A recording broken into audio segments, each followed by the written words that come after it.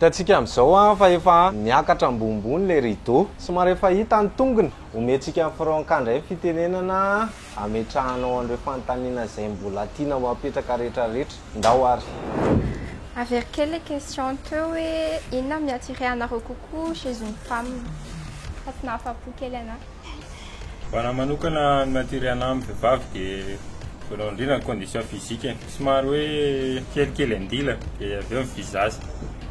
Déjà pour moi c'est physique, ça compte beaucoup parce que voilà, ça compte beaucoup pour moi en fait, et niveau comportement aussi. Voilà.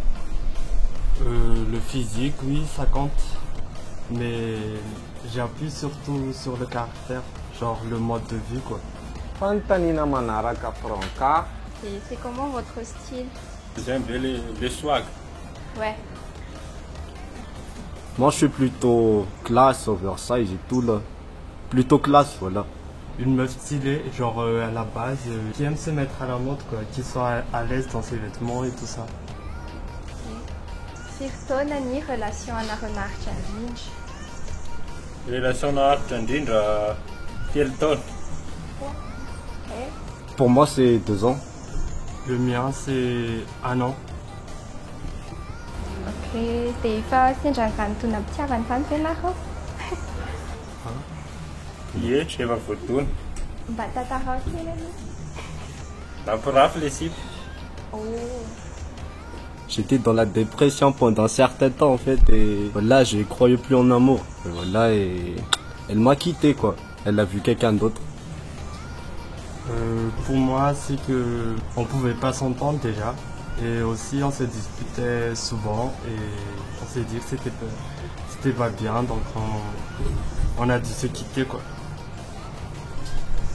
Enjana koa izay fanontanianao izay rehefa franca manitikitika ny anaty fo manontolo any. Nareo ve tsy mivocal? Mbola tsy ary ny vocal misy. Moi si, mais pas souvent, pas très souvent. Je suis pas trop dans ce vibe là. Oui, bien sûr. Ok, et vous êtes plutôt coup d'un soir ou une histoire sans fin? Moi, je n'aime pas le coup d'un soir. Mais ça dépend de la situation.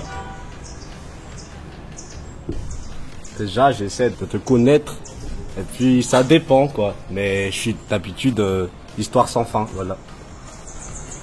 Pour un coup d'un soir, je suis pas tellement ça, mais j'essaie de prendre les réseaux de la personne et je lui parle après. Et on verra si ça marche ou pas.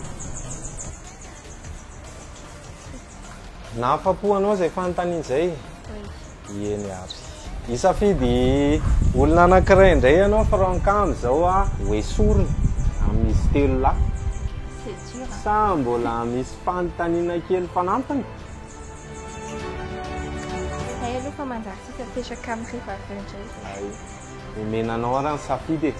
Safidy malalaka io. Numéro 1. Numéro 1. Ino le tovolahy? Tsy mahafinaritra le izy sady androany koa vao nilalao kilalao ohatran'izao ngamba. Nisy ambiance tao. C'est pas contre toi. Hein. Mahita ny hoe normal le izy satria tsy moramora ihany le misafidy amin'le samyzay eo. Moa le izy koa tongotra sy tia feo aloha ny hainy voalohany moa zany dia jerena teo ihany dia ohatran'izay le izy.